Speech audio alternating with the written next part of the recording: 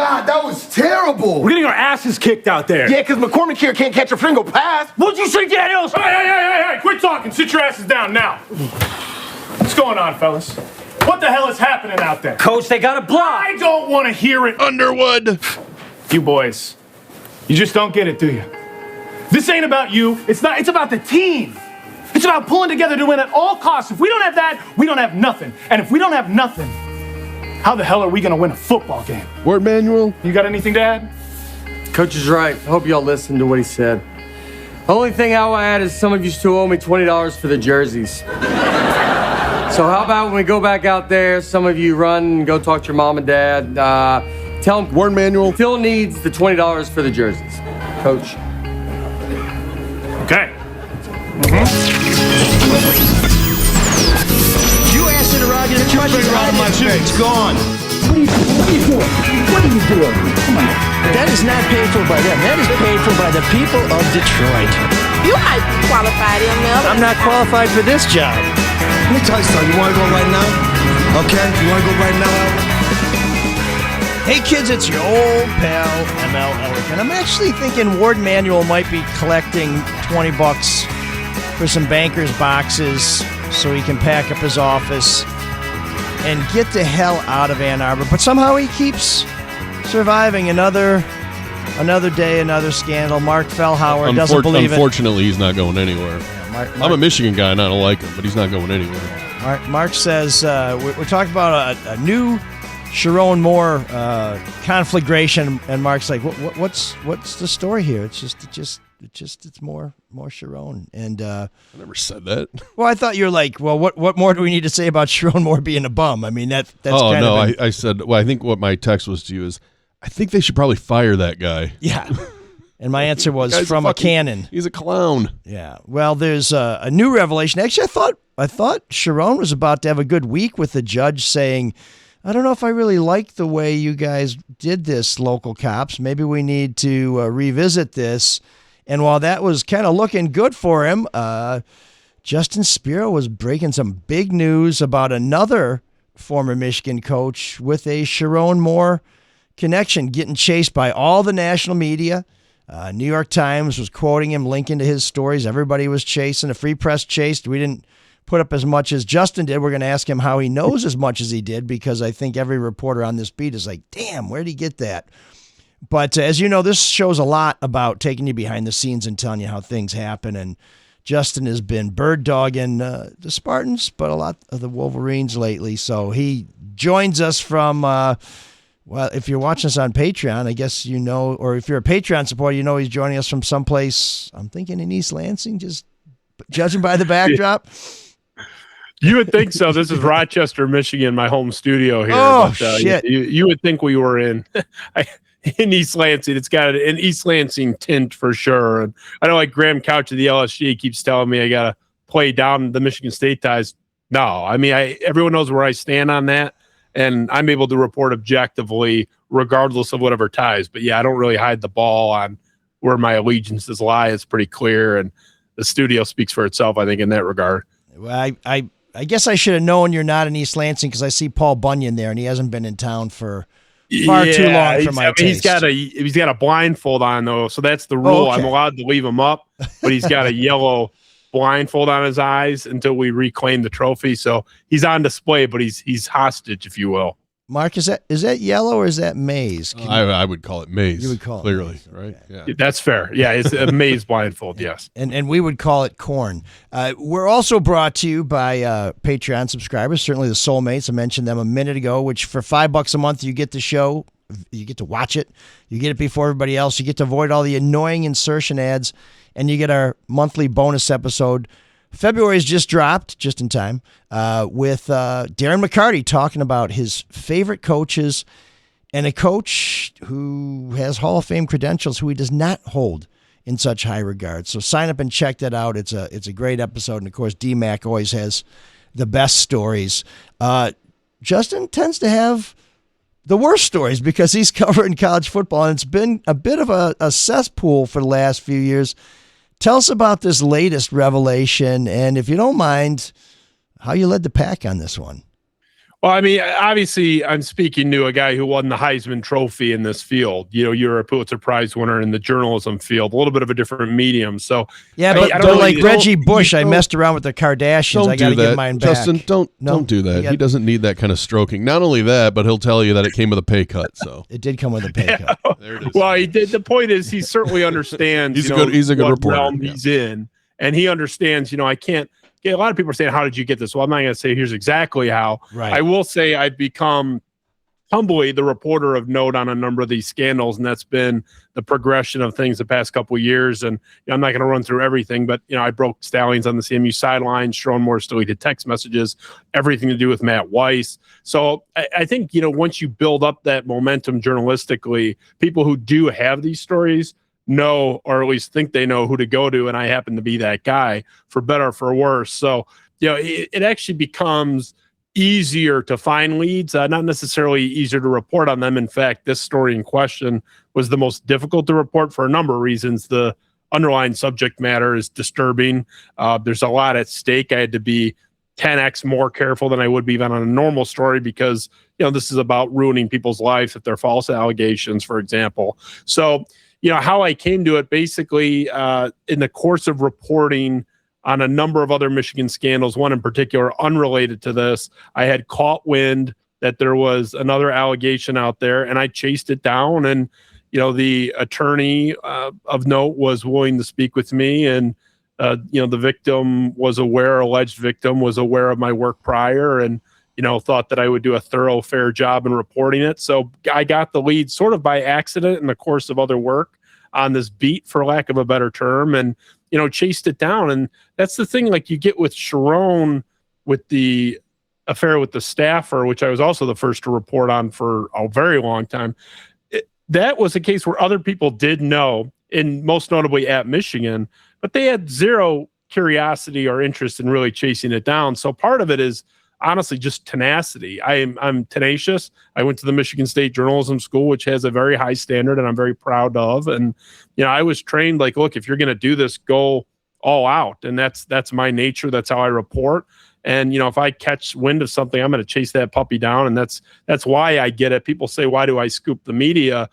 I think I just want it more in a lot of cases. A lot of the stuff, the Sherrone stuff with the staffer, that was the common refrain from the Michigan circles. Oh, we've known this. Well, where were you? Because I was talking about it back in October of 2024, timestamped. I mean, 14 months before anything happened. I reported he was on the verge of being fired and would certainly ultimately be fired at the end of November and early December, about 2.5 weeks before it happened. So they can say they know it, but where were they? Well, I was there because I heard it and chased it down and verified it. And I staked my reputation on my reporting. Do you think you have the advantage of, being internet only, you are your own boss? You don't have an editorial process that, say, Elric does, where you're able to do that as opposed to traditional media? Absolutely. And that is the most fair, rational defense of me, going sort of against. I don't view myself as competing going in. I am by default, I suppose, against the local media, but a lot of these people are my friends. They've been in my home. They've been on my show. I call them even for questions of journalism ethics and gray areas on these stories. So, I don't view it as like, oh, F them, although there's some exceptions. There's some people that willingly have covered things up, and that's a different story. But your point is absolutely correct. I don't have. Do you want me to name names? Why not? Because it's your accusation. Yeah, I'm willing to get sued because I know I'm right and they can't touch me. But you'd be named in a lawsuit if I say stuff on your show. But I'll say it if you want me to. Well, it's up to you, Elric. You have the LLC. Yeah. Well, you know what? I'll name names. I don't care because I've named names before, but I just don't want to do it on your show because then you're listed. So, well, I'll do it. That's up to you. They could sue us for all we're worth, which is nothing. So Exactly. I can write that check right now because it's a lot of zeros. Because the allegations are true. I mean, Chris Ballas, for example. Chris Ballas was a known hatchet man in the Ryan Day's brother conspiracy, for example. And Chris Ballas openly, somewhat bizarrely, proudly admits that, oh, we knew about the Sherrone stuff. We've known about that for some time. Well, that's interesting, Chris Ballas. Why didn't you report it? Because it seems to me that's pretty noteworthy and newsworthy that at the time, current sitting head coach at the University of Michigan, is engaged in a relationship that by default triggers an auto for-cause termination of his contract. Very similar circumstances that we've already seen with Bobby Petrino over 10 years ago. Mm-hmm. So if you did know it, I wouldn't brag about that because that's pretty embarrassing. So I don't even know. He's a bad candidate to sue us because he's repeatedly in writing said that he knew and just chose not to report it. So there's one example if you want to name names, but your point is absolutely correct. There are things that I know journalists have said to me at the Free Press, at the Detroit News. We know we want to go with this, but my editor won't let me. And so in some cases have even shown me evidence of this. Even things like, crediting me for things that I've reported. I broke the Sherrone Moore story. I broke Stallions on the sideline. No one gave me credit in the Free Press, the news, anywhere. And some of them tried. And I saw in one version of the digital, I think it was a Detroit News article, I was credited and they took it out. I believe that was a Tony Paul article. So I understand I'm at a different standard, but I don't think that lets them off the hook because they have no problem taking my alma mater to court over the details of which billionaire funded the bigger half, quote unquote, of the Mel Tucker extension. They sued my school for that redaction, even though Michigan State said that they split it 50-50. That was well known in the community. I'm not saying they didn't have a right, the public being they, a right to that information, but it's about gatekeeping here. And it's about editorial choices. So these same people that, they're at a different standard, they can't pull too hard, like they can't do what I can do. Well, they've managed to sue my school over much smaller controversies that were total non-stories. That's a demonstrable fact that they sued Michigan State over the details of the Mel Tucker extension, specifically the redaction on whether Ishby or Steve St. Andre paid the bigger half. I'm not saying that has no news value at all, but not quite the same news value as Sherrone Moore serially harassing every white blonde woman in the state of Michigan that he could find. Because I'm up to 7 that I've spoken to directly, another half dozen or so that I know about but haven't communicated with directly. So, that's my issue with the media is like, where are you on this stuff? Because they show up for other stuff for my school. I view it as a disparity. Well, I certainly hear from a lot of people about the blue wall, and I'm criticized for not being tough enough on one or the other, depending on what day it is.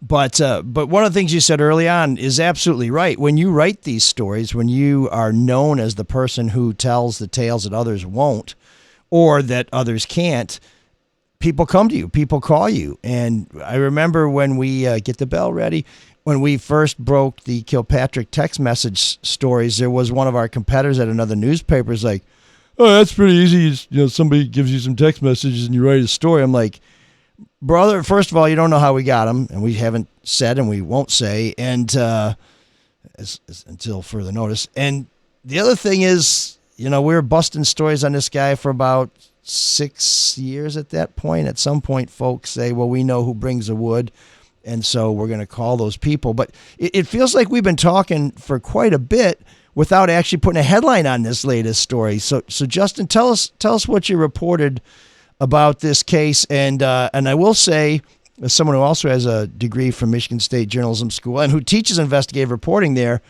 damn, you had a lot of public records to back up everything you reported. And some of them were, well, there's a term in the legal business called shocks the conscience. They're pretty startling.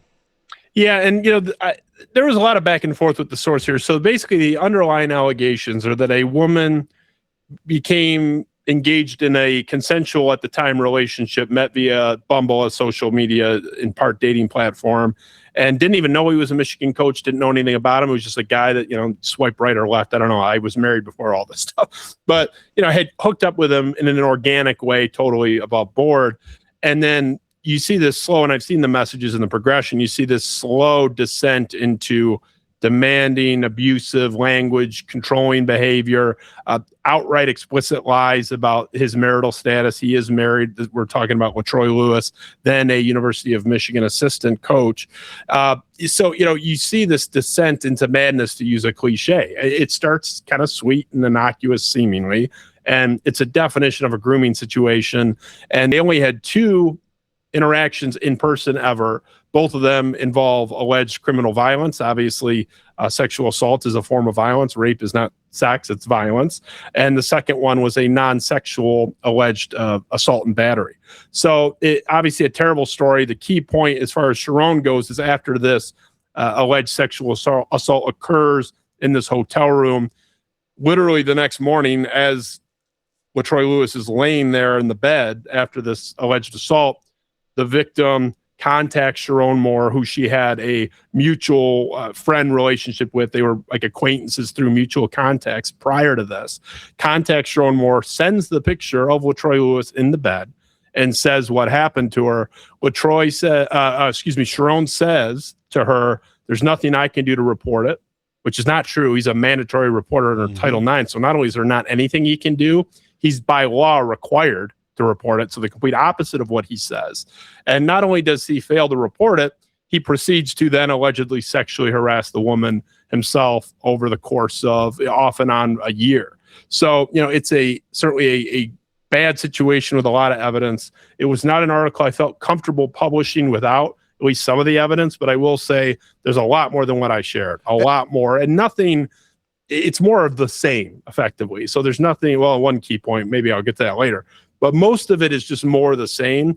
So if you were shocked and horrified by some of what you read, just know that there's gobs and gobs of evidence like that, and evidence of her saying she's not comfortable with stuff like that. So people were somewhat critical of the lack of seeing her side of the conversation. There wasn't a whole lot to see on her side of the conversation. So, maybe we'll do a follow-up, but I mean, she at no point said, or at least I haven't seen the evidence of I want this or anything like that. So it's a shocking concern. Anyone saying, oh, Sherrone's gone already. The problem is Harbaugh's legacy is directly tied to this guy. This was his handpicked successor. He brought him to campus to begin with. The continued employment of Ward Manuel, who oversaw all this, has not made a change despite this repeated pattern of cultural issues. So I don't think you get to wipe your hands clean and say, oh, he's already gone.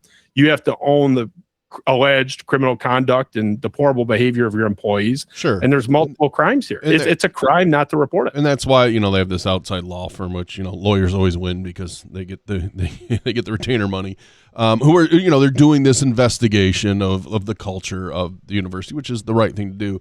The one question I have is, when did she report this to police? And I only bring that up, and I know this is always easier said than done, especially from a man, but it does bother me when these things happen. It's clear Sherrone Moore, has not done what he is legally supposed to do, ethically, morally, horribly wrong.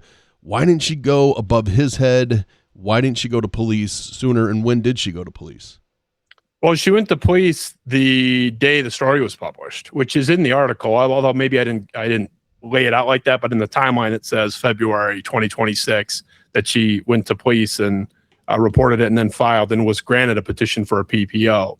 So, it's one of the common refrains in these cases when, casting doubt on accusers, which I'm not pushing back on necessarily in its spirit, because people are falsely accused in this country, and I don't think we should just blindly believe anything, no matter what the allegation are, sexual assault or otherwise. So I don't have a problem with the question. I think it's a fair question.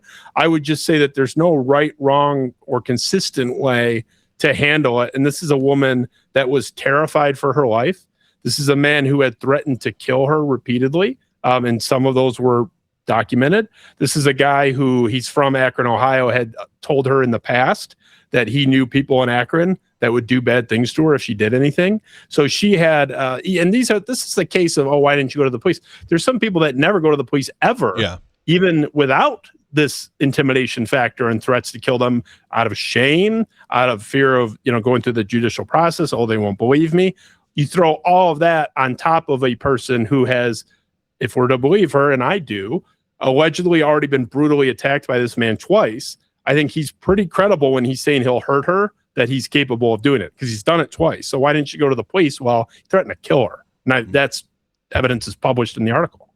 So tell folks why she came forward now, because this is yet another facet of the Sherrone Moore debacle. And this coach was fired, I think, almost immediately after you published your story. He was coaching with the Atlanta Falcons, I believe.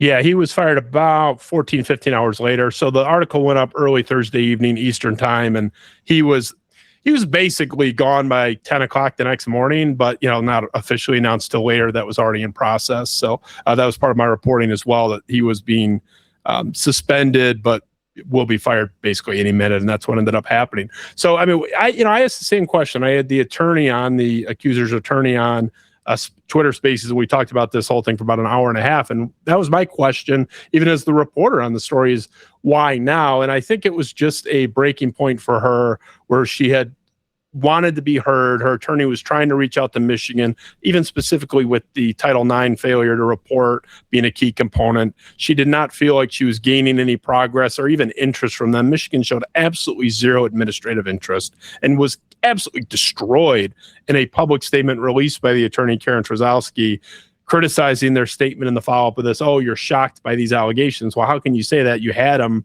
in your hand 41 days earlier. And I've seen the proof of that and saw it in real time. I've been reporting on this in the background for a couple months. Everything the attorney said is true. Michigan knew about the allegation. Even the general counsel for the University of Michigan is a mandatory reporter as well, and did not report this allegation. So now that is a third, well, I guess, can you fail to report your own assault? But it is the third member of this institution that is caught up in potential criminality here. And this is their attorney who's supposed to prevent this stuff. So, I think it was a boiling point of frustration for her, where Michigan just does not care. There's no interest. There was no talk of money that wasn't even mentioned at any point in their correspondences. She was frustrated beyond belief that Michigan was just seemingly disinterested in this entire thing. And I think she was fed up and said, enough's enough. So you've done quite a few of these stories. If you were to put them all under one big headline, what would it be? Tangled web. Jim Harbaugh said, what a tangled web we weave when we aim to deceive. He quoted that thing on Twitter, taking shots at, I think, who was that? Urban Meyer or Marc D'Antonio? It's a tangled web of lies, deceit up there.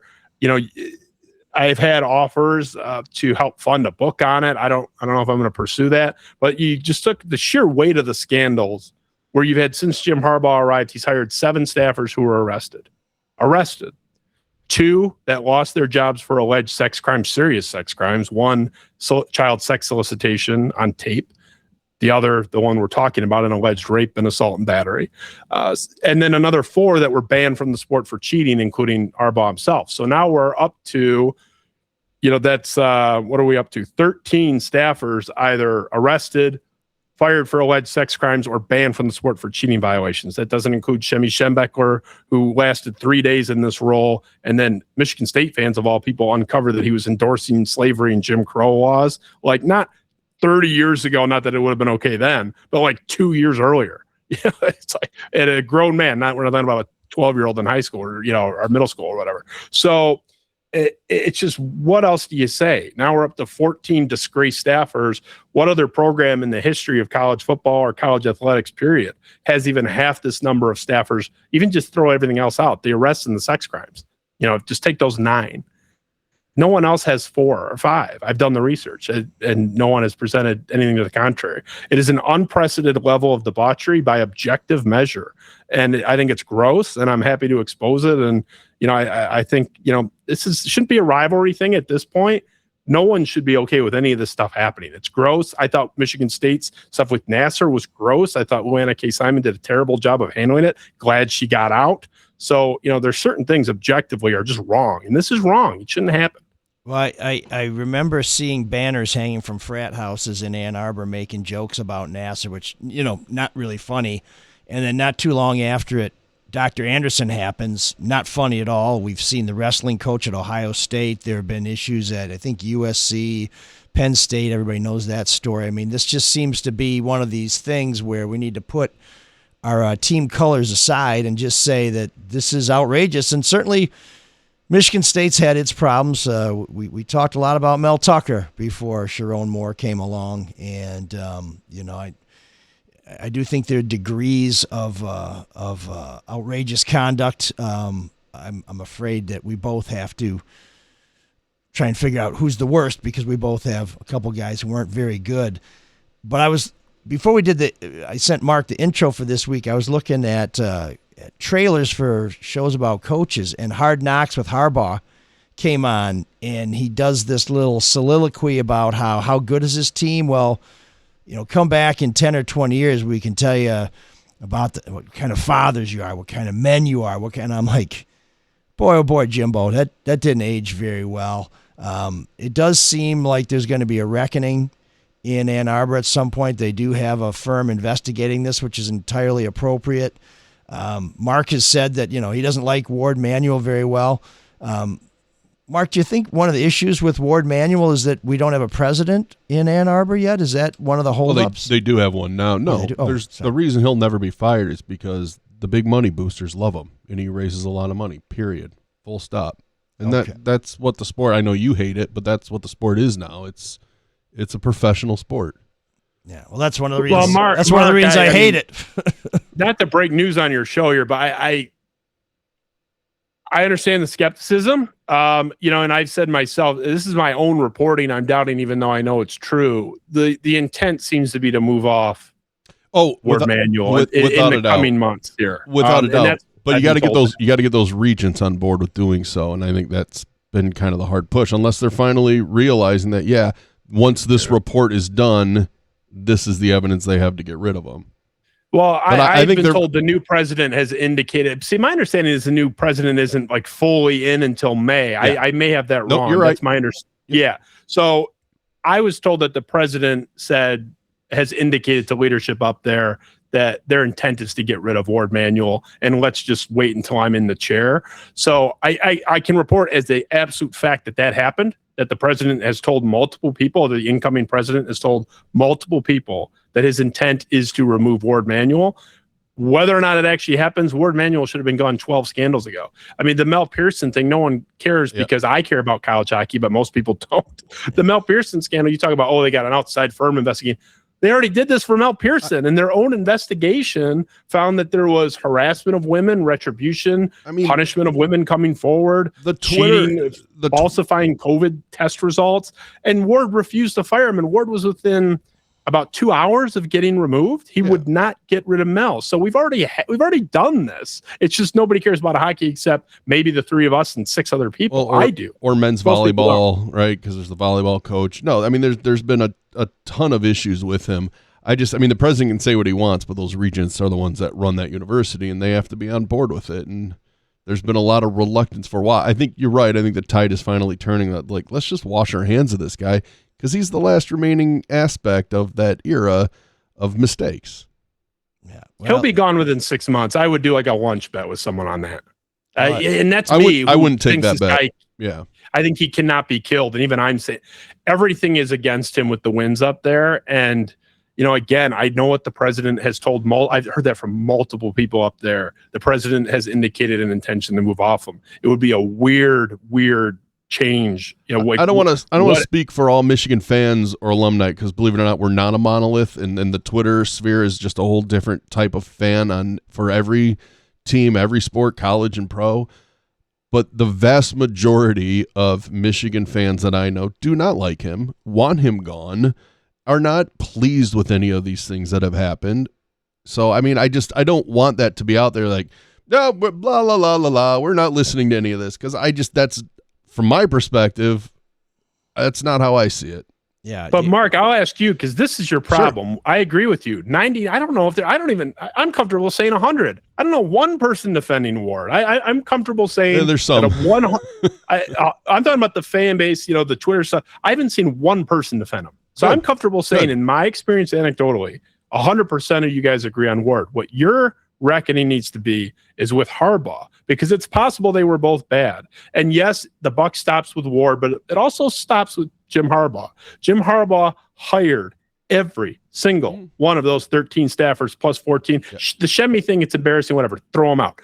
Harbaugh hired all 13 of those people, including Sherrone, including LaTroy Lewis, including Fergus Connolly, who not only did he hire him, he brought him from San Francisco directly. It was his guy. And Jim Harbaugh wrote the forward to Fergus Connolly's book. Yeah. Fergus Connolly attacked police officers, bit a hospital lab technician when they were doing a forcible blood draw by order of the police. So that's Harbaugh's boy. That's the guy he brought with him and wrote the forward for his book. Mm-hmm. So I'm cool with you guys saying, "Oh, I don't like Warren Manuel." The reckoning that you guys have to have is how you perceive Jim Harbaugh's legacy. I would look at it as a little bit like, and people can disagree with this, but it's a little bit of this is a terrible analogy, terrible metaphor, but separating the art from the artist. Great football coach, terrible judge of character, terrible personnel management, but if you're just, a lot of people don't get this deep in the weeds with what's going on behind the scenes. They just watch their TV every Saturday and they see what they see.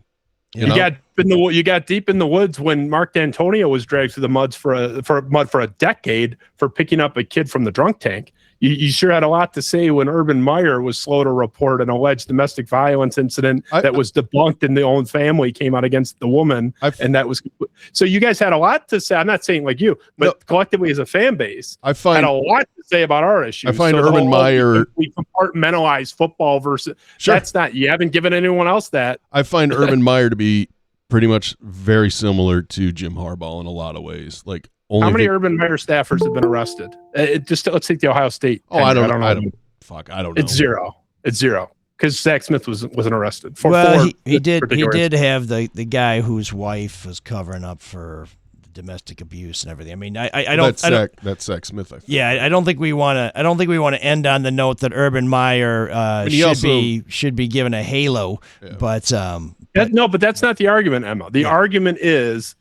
Yes. They crushed Urban Meyer for one incident. It's the double standard. I mean, there's things he had at Florida too that were kind of an issue, but I'm just mean I'm talking about Ohio State, the Ohio State tenure. Yeah, sure. He was considered. You guys wanted him banned from the sport. So I mean, that's a lot of you did for the Zach Smith thing. I'm not Zach Smith. Okay, let's say he's a demon, whatever. I'm not defending Urban. I'm attacking the double standard because Urban. You didn't compartmentalize. Welcome to America, right? I mean, we all do it. We are the everybody is a hypocrite. Everybody has double standards. Well, I think and this is what sucks from being lumped in. You just have these two different fan bases. Is that I think for you will get stuff because you are green and white diehard State guy, but I think for a lot of people it's just easy to dismiss it. Because of your diehard green and white Michigan State guy, and that's not fair. Yeah. Well, it plays both ways. There's advantages and disadvantages to it. You're right, and Graham Couch said that on his show last week. That and he's told me again. I said earlier, you got to get past the green and white thing. I'm not getting past that, even if I wanted to.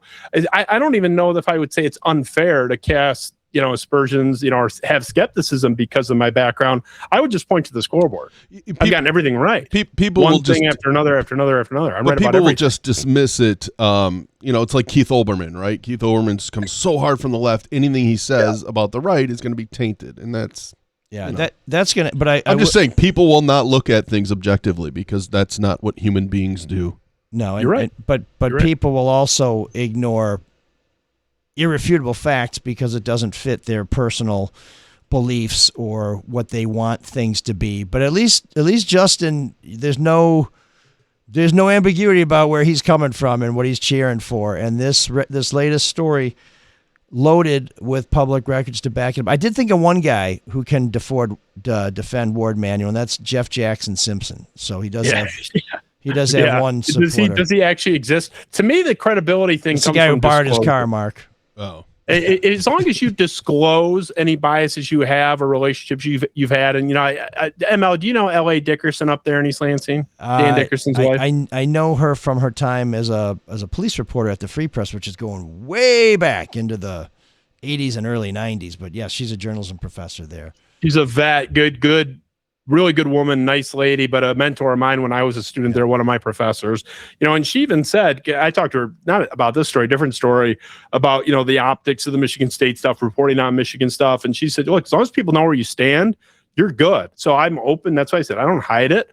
And you can take, from that, whatever you want. I would argue that the scoreboard speaks for itself. Everything I've reported has been vindicated. Everything. Isn't it? I've never been wrong about a factual report with any of this stuff and any of these scandals throughout this. My predictions for the punishment were wrong, but I said openly in real time, I said, I don't know what could happen. Anything could happen. I think right there, but it's predictions and facts that people will muddle together and get wrong. I mean, that's the one thing about this gratis, what's his name? LaTroy Lewis. LaTroy Lewis. He hasn't been charged yet. I would be surprised if he doesn't get charged and arrested. I mean, the Falcons certainly agree.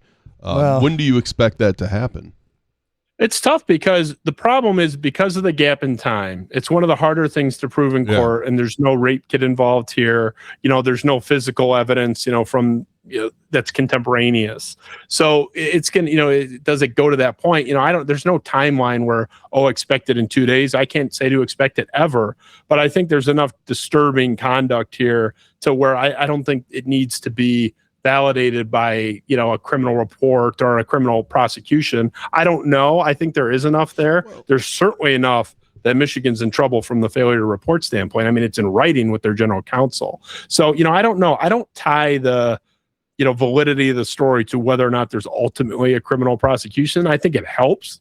Certainly someone's convicted. By all means, because, anybody can say, and this is different, these are allegations. Anybody can say what they want, but it has to be proven in court. I mean, that's where the evidence is really weighed and judged.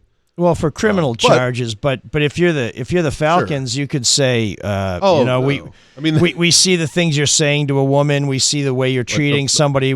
That's not the kind of organization. I think for the Falcons, he repeatedly threatened to kill her. I mean, you can take the assault out. Let's say the assault just didn't happen.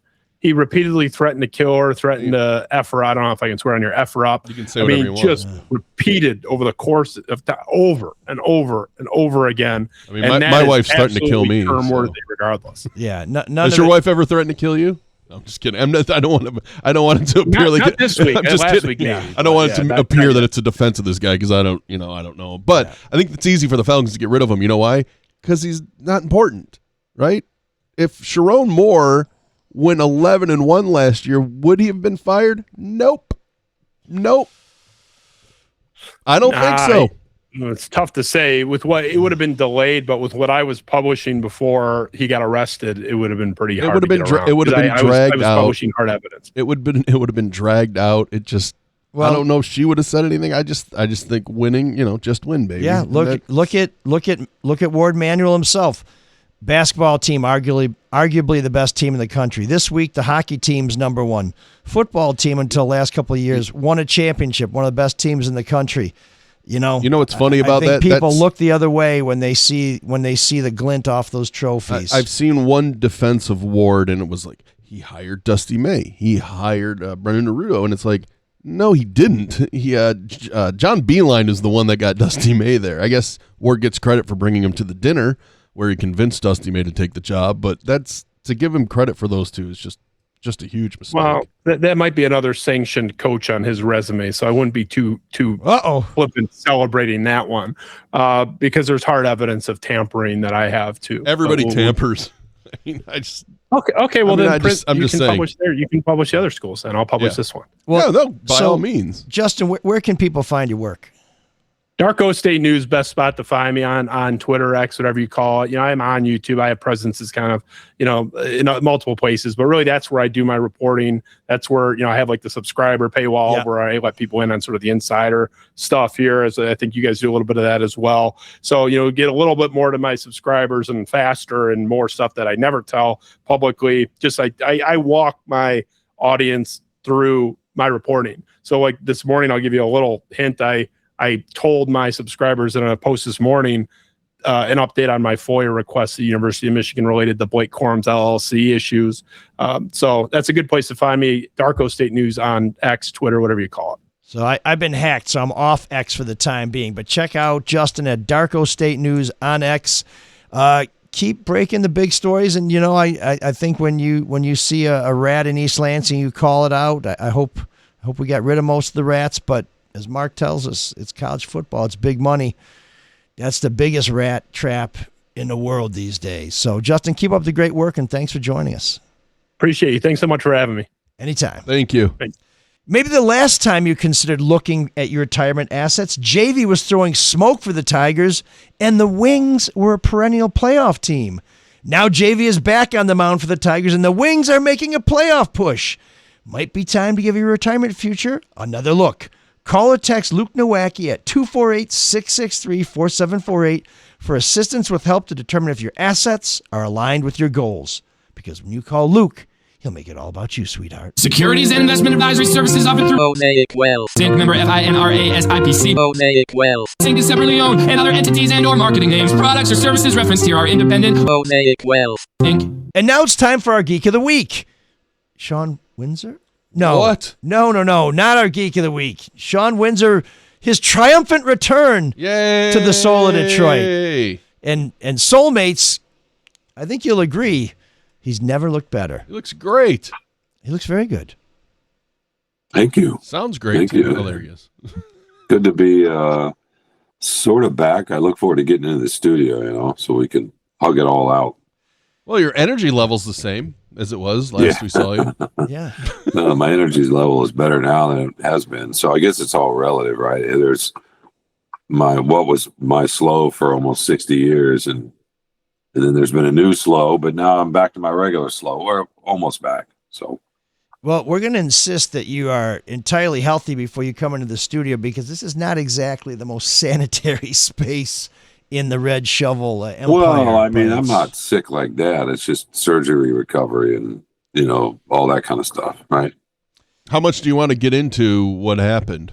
You guys can ask me whatever you want. Let's just say the penis reduction was a success. Wow, you're only down to 9 now? Yeah.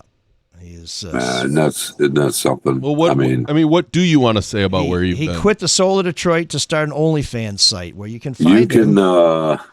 You guys can ask me whatever you want. Well, I'll say from my perspective, I was really worried about you. When I talked to you around New Year's, I was like, oh shit. I mean, it was pretty serious. Yeah. I used to pray that Shawn would show up to the studio, and I started praying that he'd make it, survive. Yeah, no, I haven't. Very scary. I'll tell you, think about, so I haven't written since, and I'm going to try to start writing this week, actually, from home. I've not written since I was in Los Angeles for the Lions-Rams, and that was in relatively early December. Yeah. Wow. The last column I wrote, and I was not feeling well on that trip, and got home and stayed in bed for a few days, thinking it was just a regular, cold and maybe flu, and all of a sudden I'm in the ER, and one thing led to another, and I'm in a hospital for a month, and did a big surgery to save my life. I mean, let's just be blunt about it. That's what that was, and I was fighting for it for sure. Wow. And I'm very, very grateful. And I'm very full of a lot of gratitude, and that's maybe not great radio, but how about this?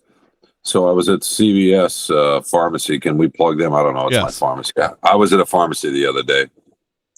And the pharmacist was working with me because the doctor tried to send a script in. It wasn't there. Anyway, it was quiet. He was kind of quietly clacking on his keyboard. And it was in the evening, and for whatever reason, there wasn't much ambient noise. And I'm at the counter facing the pharmacist, and he's looking at the computer. And part of my surgery has led me to have, and I don't mind saying this because, hey, this is part of my public life now. It led me to have a colostomy bag.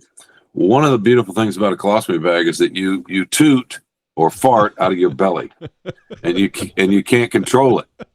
You have no control. You have no idea when it's coming. You have no idea when it's coming. Right? No. There's no chance to muffle it. There's no chance to squeeze your cheeks to hold it in. It just is there. So I'm standing there at the counter, 3 feet from the pharmacist, and all of a sudden, just as loud echoes all over the place. And it's real awkward for a second. And I just looked at him and said, I'm sorry, I have a colostomy bag. The thing about it is it's like a megaphone. At least when you fart out your back, it's away from the people, right? Or you can muffle it, or maybe sometimes you're sitting, you can let it out slowly. But this, you can do the lean. This is get on one cheek. This is just out there. It's you're out there. You're exposed. You have no. It's like Tourette's with farts. You have no idea when it's coming. Fart Tourette's. Yeah, well, we can't wait to get you back in the studio. So now that you mention it, here's the one good thing about it. It goes into a bag, and so it doesn't smell. the gas goes into a bag, and there's a filter on the bag, so it doesn't really smell. I mean, I smell it when I have to empty the bag, but nobody else has to be bothered with that. So that's the good news. But the pharmacist was very kind. He's like, "Oh, hey, no worries, no worries." So that I'm learning how to diffuse that little bit of awkwardness, Well, levity. So there's nothing better than levity, right? I mean, I know. I'm kind of working on my first column back, and I want to acknowledge that I've been gone, just for the readers, because it's been 3 months. And I was thinking about actually starting my column with that. Yeah, that's a good opener. You certainly do have a lot of pressure built up after 3 months of not writing. This would be one way to release it. But now, hopefully with no smell. Now I just think I've ruined it with doing it. I gave you guys the scoop here, so. With our vast audience, I'm sure there'll still be a few have a little people fun, right? in here. Mm-hmm. Well, I think have some fun. If it wasn't for the smell, I think people would welcome farts. They're real great icebreakers. It's just it's kind of like when you hear lightning and then the thunder comes. It's there's a storm brewing, but without the smell. Last week I got out for the first time. I went to the Michigan Minnesota game for about a half. Didn't take my laptop because I was kind of on a weight restriction still. And just wanted to see if I could get in the car, navigate through traffic, park, walk, just all the things you take for granted, even crossing a concourse, which was tricky, actually, a lot trickier. And one thing I didn't realize is I was sitting in there in the arena and a couple of colleagues on either side who wanted to talk to me. I hadn't seen them in a few months. And I realized I hadn't projected my voice.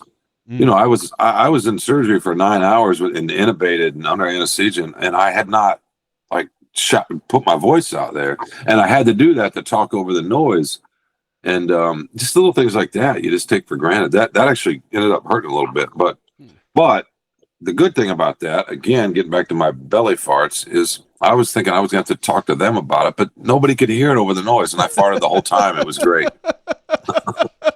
And you don't have to worry about it because it doesn't smell, so you're not paranoid. You could just rip away and all that ambient noise, and it's liberating. Hey, not writing for 3 months, does that change your perspective of sports at all? I mean, when we were at the sports radio station and covering sports, it kind of ruined sports for us in a way, Drew and I, just because you have to. It's not a leisure activity anymore; it's work. Did that happen for you? Did you is there a new love for what you do? I mean, so that Michigan Minnesota game, I was terrible game. I said, I was there about a half, and I was in a lot of pain just because I had abdominal surgery and the incisions and when I sit at home, I'm usually in a fairly comfortable chair, and I've obviously spent a lot of time on my back the last few months, so either in a hospital bed or at home. So sitting up crunched like that is something I had to get used to get back to work, and it was hurting, so I didn't really feel the game the way I normally would. But Friday night I went to Detroit again for a half. I've been testing how far I can drive, and that's the first time I've driven that far. And I stayed again about a half, but I felt it wasn't as much pain, so I felt the game. It's like, oh, I missed this. Mm-hmm. I could feel the atmosphere, and so the next step is to go and to write. Right, I'm gonna do that this week for Michigan State, and Christ help me by first sort of assignment. But yeah, no, I did miss it a little. I've missed it a little bit lately. I did not miss it for the first couple of months. You know how it is. Maybe you don't. Maybe you do. When you're fighting for your life, you don't miss work. A little bit of perspective. You just don't miss work. You and when you're in pain, you tunnel inward. And you just try to survive. I mean, I didn't watch much TV. I didn't read. It's amazing. People say, "Did you get bored?" No, you're just in this space, and you lose kind of track of time a little bit. And and then as you start to feel a little bit better, you're just grateful. But my kids came and we watched a little bit of the NFL playoffs, and then I've watched some more the last 2-3 weeks to try to catch up to get ready to come back to work. But yeah, no, it's funny how you don't miss work when you're really sick. Yep. You just don't. Yep. I'm a little concerned because I don't think I've ever been healthier, and I don't work I don't miss work at all. Maybe I might need to talk to somebody about that. That might be a problem. It may just No, I'm ready to come back though. I am. I miss you guys. I miss the studio. I really wanted to make a surprise appearance in the studio, but I had a couple issues this morning, so maybe next week. Well, it sounds like you'd announce yourself if you came. It'd be like having a bugler or trumpets? something. Yeah, exactly. Trumpets. It'd be like the call to post. You just start blowing your horn, and we'll know to open the door for you. Yeah, that startled me the first time it happened, as you can imagine. Right? Maybe it was the day after surgery, or maybe 2 days after surgery, and the surgeon was in my room visiting, and it happened, and she said to me, "Oh, you just made my day. That's the best sound I've heard all day," because they're the ones that reroute you. She's the one that rerouted me and did all that. So to her, hearing that fart means that the plumbing is working as it should, right? So I've learned to think that the sound of that gas is a good sound, is a beautiful sound. Actually, it's a sound that I'm going to survive. What's funny is that's what she taught me. That's her job. Yeah, that's her job, right? is to want to listen for farts. You alluded to, and fortunately, also her fetish. So she's found a way to do what she loves. And get paid for it. You alluded to the fact that did you? How close to death were you? I don't know. That's hard to say. I had an infection in my gut. I had a hole in my colon, and a couple of bugs in there that were resistant. And that's always alarming when two, three doctors walk into your room in the white lab coats and it says infectious disease on their coat, and they start talking about antibiotic resistant bugs, right? That's kind of intense. But I lost about 30 pounds. I couldn't eat.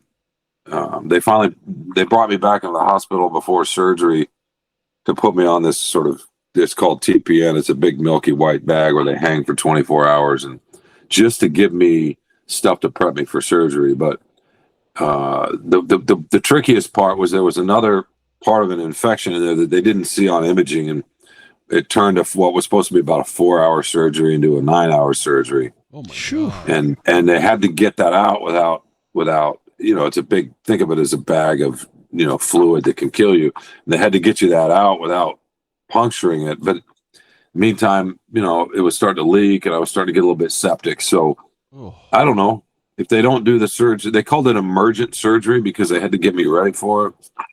So it's not elective, not emergency, a lot closer to emergency. But I don't know. I mean, without the surgery, I wouldn't be here right now. That's for sure. So I don't know medically how close Shawn was to crossing over, but Ann had asked me if she could get her money back for that Soul of Detroit zip-up hoodie that Shawn is wearing, and I said, well, actually, we didn't charge for that. So she said, well, would you give me $20? I said, no. But as you can see, he's putting it to good use. So. No, this hoodie's been great. No, so I don't want to say I don't know. They were a little worried I wasn't going to survive the surgery. Jeez. So when I finally saw my primary doctor maybe a month before the surgery, and then I saw her just about a week ago, and she was really happy to see me and kind of said, so when I realized she wasn't sure she was going to see me again, and I've had that a lot when I've gone back. They're a little bit more open and honest now. First time I saw the nurses that helped take care of me in my wound in my belly, they're talking about, well, you're here for a reason, because they've read my chart, and I was headed toward I'm very lucky. Wow. I'm very, very, very lucky and full of a lot of gratitude right now. That's for sure. The other thing too, real quickly, and because I want to talk about Mike and this hoodie, but the other thing real quickly is, how our world is right now, depending wherever you are, it can feel really, really chaotic. You get pulled out of that world and into a place like a hospital for a month, and you're mostly just around. And look, there are politics in hospitals, and I don't mean left-right politics. I mean, politics of a workplace. Not everybody's going to be happy in there, but when you're surrounded by all these people that generally are just trying to help you and save you, that skews your perspective a little bit, and you're like, oh, okay.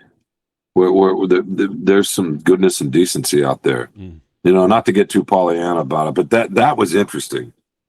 That was interesting. Feeling that just every day, somebody's coming into your room trying to help you.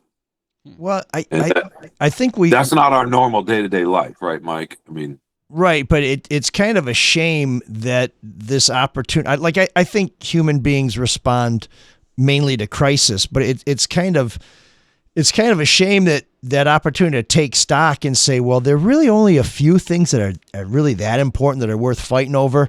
We rarely have the opportunity to see things so clearly unless we are on death's door. I mean, we really need to have some sort of stark situation to say, God, why am I worried about all this other bullshit? And I think everybody who's a parent out there, particularly with the kids these days, after everything you worry about, you just end up feeling like as long as they're happy and they're healthy and they're not hurting anybody and nobody's hurting them, everything's great. It doesn't matter if they're going to make the pros or if they're going to be an astronaut or whether they're dropping out of school or whatever. Just like, I just want people to be happy and healthy. It's kind of a shame that you have to be worried about what comes next to stop worrying about all the bullshit that never stops coming.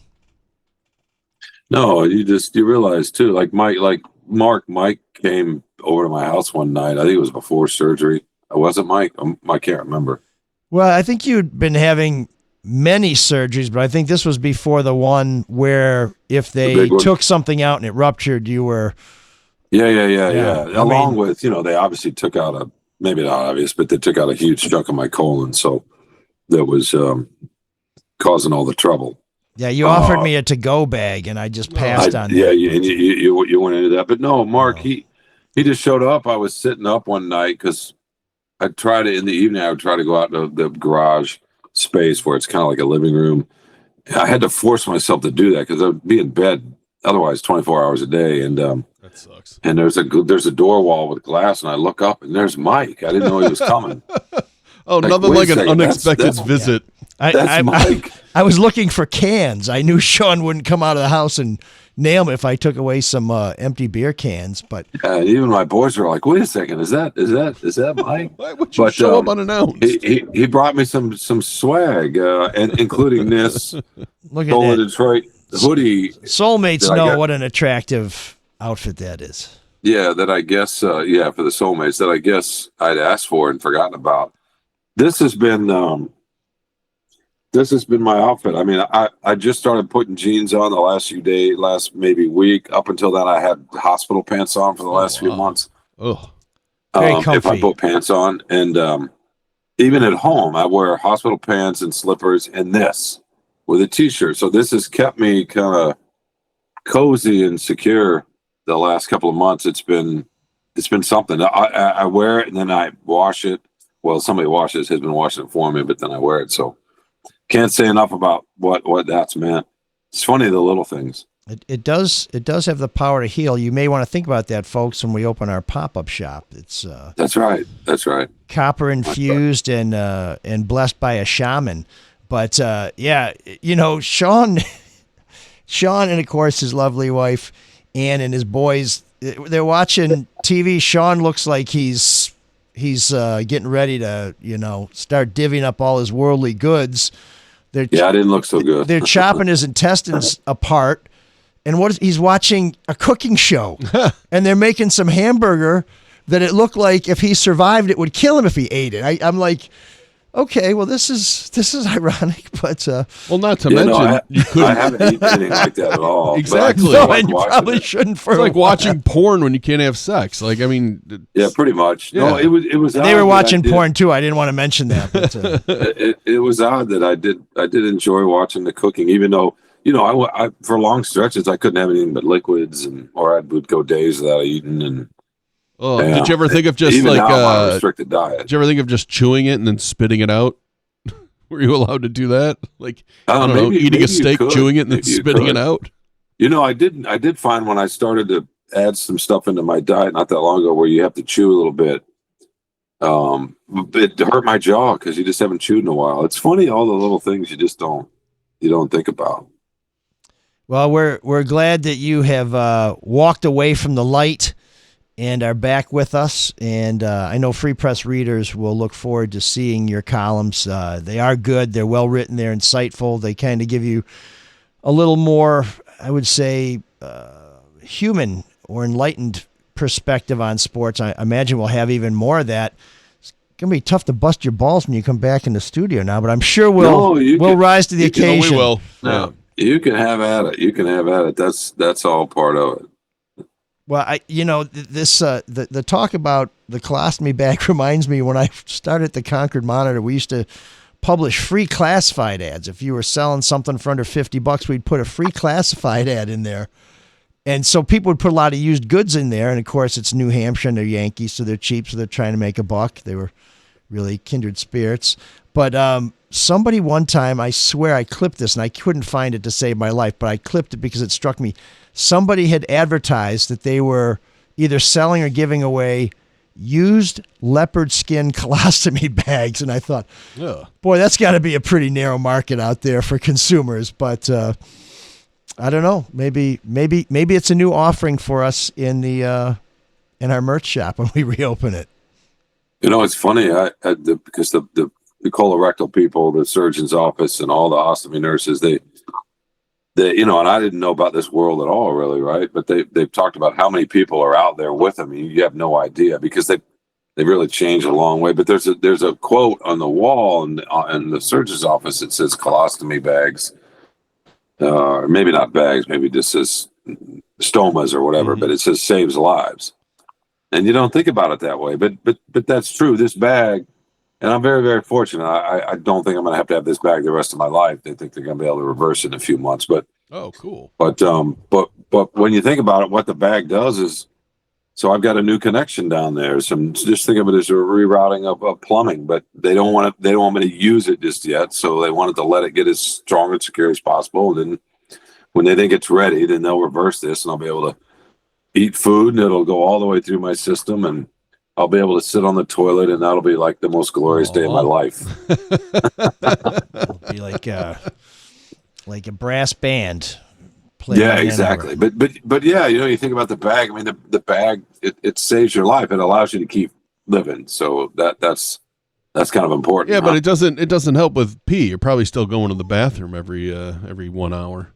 Yeah, no, that's a separate issue. We'll address that later. But next week on the Soul of Detroit. That's what sucks. The horror of it. You have to have a bag, but you collect urine. Came in the next day and saw me, and she said, "I just want you to know it's probably going to be hard for you to do some of that down there because I shouldn't say some of that to do that because I beat you up pretty good because the infection was tied up into that part, and so they had to be very careful." But she's like, I just had to stretch your nerves, and I busted up your bladder and your prostate, And she said I had to do what I had to do to save you. Damn. But so when you hear your surgeon say I beat you up pretty good, right? Yeah. That's then you're in for. But that's all right. You'll take a little bit of pain to take be anything. walking. Yeah. Did you get some good meds? I did for a while, but and they gave me Oxy and they offered a lot, all these other narcotics. But the problem is, God, I'll tell you this real quick. So I was on a floor. There was a colorectal floor. And they told me early on after surgery, they wanted me to stay ahead of the pain, but they warned me. They said narcotics can slow down your bowels. And with the shorter runway now, because obviously from my mouth to the bag is shorter from my mouth to my butt. So not to be, I know we're just being real. We're just being real here. But you need that to move along, and narcotics can slow that process. Yeah. And if they don't see that you're moving along, then you can get backed up. And then all of a sudden, they're shoving a tube up to your nose down into your stomach and pumping it. And I had already seen these poor souls walk in the halls with tubes hanging out of their nose because they couldn't, right? And I was determined. So I told the nursing staff, and a couple of them are with me. One guy was like a military. He's a former Navy sailor. And we were like, okay, I said, I will endure the pain, the surgical pain. I will endure the pain. I do not want a tube in my nose. So I cut myself off the narcotics fairly quickly. Yeah, I think afraid narcotics. That they were going to stop me from working. I think they slow healing in general from a surgery. They do. Too, they do. So, yeah. They do. It's a fine line. They want you to stay ahead of the pain because too much pain can slow healing, but the narcotics themselves can slow healing, and they can stop all sorts of your systems. Right. So I was determined. So I had these group of nurses that were like, okay, we're going to get you through this. Well, and I said, hey, I can live with the pain. I don't want that too. Well, we glad you came through it. We're grateful for obviously the support and love of your family, which is something they don't teach in medical school, but I think people know how important that is. And of course, all the professionals who kept you going, and that poor guy at the CVS who he's just trying to help out, and he got one right in the face, but that's okay. And he's going to be all right too. They have lots of help for him down there. There's a support group, I think, there for the intake people at CVS. But I knew he knew what it was, but I've found out that there are a fair amount of people that don't know what it is, that don't know what a colostomy bag is. I had a relative over not that long ago, and she thought she knew it. When she realized what it actually was, I said, well, do you need to move away from me on the couch? So not everybody understands. I've learned what it is, and that's okay. Well, I'm thinking we should probably play Papa's Got a Brand New Bag in room 7609, but we're running a little long, and I know how much Shawn hates James Brown. So actually, Shawn would be like, because he's black. Yeah, Shawn would be like, you finally played something I like in room 7609. Although we did play Der Kommissar a week or so ago, Shawn. And my mom, not surprisingly, said, I love it. I said, oh well, my mom and Shawn love the same things.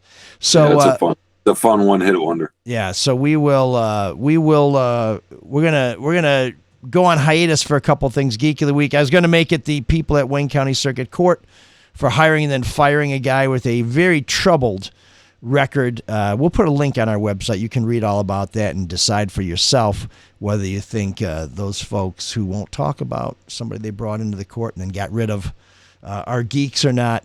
We have a great suggestion for room 7609 from Herman. We're going to hold it off till next week because the sweetest sound we could play for you is Shawn Windsor's voice. So we're not going to compete. When we hit the high note, we're going to leave it there. Shawn, we hope to have you back in the studio as soon as possible. It's really good to see you. Yeah, a it great really surprise. And I'll tell you, having seen you a couple weeks ago, when the truth was I was really just coming to score some of that Oxy, I figured I'm in Ann Arbor. Yeah, what the hell? Bring some of that when you come to the studio. Jeez. It's Friday night. I'm driving a Chrysler 300. This guy's passed out. I figure I'm going to score, be on the road. Look at you. You're even scratching yourself. I know. I'm getting a little itchy. Actually, this Solar Detroit fleece vest has saved my life. But yeah, no, you look so much better. Just your color and just even you have an energy and a vigor there that we were actually I've never really seen that, but I see some now, so that's good. It looks like they've performed some medical miracles. So so we'll have Shawn back soon. Again, no Erica, but here's Shawn. Those rumors persist that they're the same person. We hope to dispel them someday. But Shawn, keep getting better. We'll look forward to your return in the Free Press. And Marc, thanks for putting up with Justin. I know you've heard enough Michigan stuff for the rest of your life. Those of us who've heard a lot of Mel Tucker stuff, hope this keeps up for a little while longer. And until next week, we will turn to our friend Cyrus. Not to pass gas. We got that covered. We'll let him take us out. Can you dig that? Can you dig it? Can you dig it? Now, gentlemen, it's week 8. We're 8 weeks into the season. Every game matters now. No excuses. That's right, 8 weeks. 8 weeks in, and still some of you have not got me the $20 for the jersey. It's not going to go away. I'm not going to forget. I wrote it down. Go ahead, Coach. Okay. Good. Really good. A little more logistical than I like to get into at halftime, so maybe we talk about it another time. Guys, this is the problem. We got no focus. We don't want it enough, gentlemen. And if we want to win state this year, right now, every single one of you needs to check yourself. Yeah, speaking of checks. Oh, Jesus Christ. Let's have a little chat on how to fill one out properly. If you're going to pay me with a check, you got to make it out to Ward Manual.